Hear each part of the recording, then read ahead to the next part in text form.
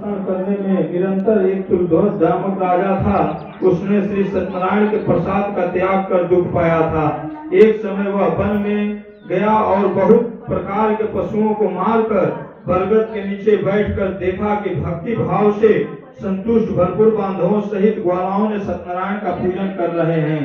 उसी समय राजा अपने अहंकार से पूजा देखकर भी समीप नहीं गया और प्रणाम भी नहीं किया। सब लोग सत्यनारायण के प्रसाद को राजा के निकट रखकर इच्छा अनुसार प्रसाद भक्षण करने लगे, परंतु राजा उस प्रसाद का परित्याग कर अपने घर चला गया।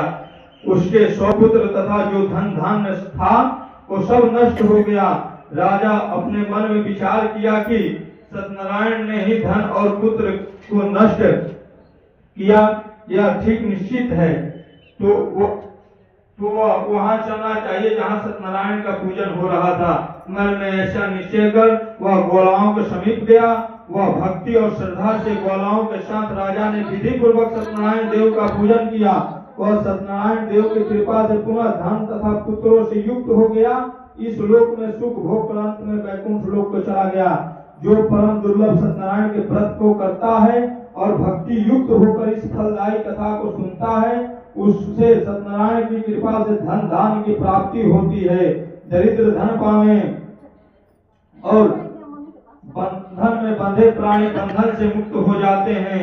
भयभीत पुरुष भय से छूट जाते हैं, इसमें संदेह नहीं है।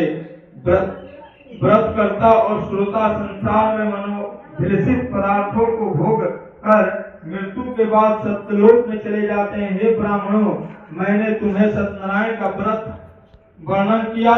इसके करने से मनुष्य समस्त दुखों से मुक्त हो जाते हैं।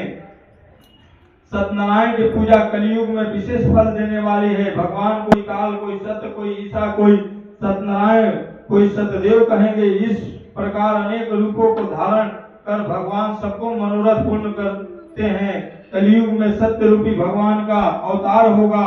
जो मनुष्य कथा का पाठ करते हैं या श्रवण करते हैं, सत्यनारायण की कृपा से उनके सब पाप नष्ट हो जाते हैं। सुदनी ने कहा, हे मुनि श्रेष्ठ, पहले जिन लोगों ने सत्यनारायण का व्रत किया है उनके दूसरे जन्मों का वृतांत कहिए। दूसरे जन्म में सदानंद परम बुद्धिमान सुदामा नामक ब्राह्मण हुआ। उसने श्री कृष्ण का ध्यान कर मोक्ष पाया। काष्ठभार वाहक भील था, वह कुंभराज निषाद हुआ। उस जन्म में श्री रामचंद्र का भजन कर मोक्ष प्राप्त हुआ। उन्मुक्त राजा दूसरे जन्म में महाराज दशरथ हुए, जो रंगनाथ के पूजा कर वैकुंठ को गए। साधु नामक वैश्य भी सत्य प्रति मूर्धवज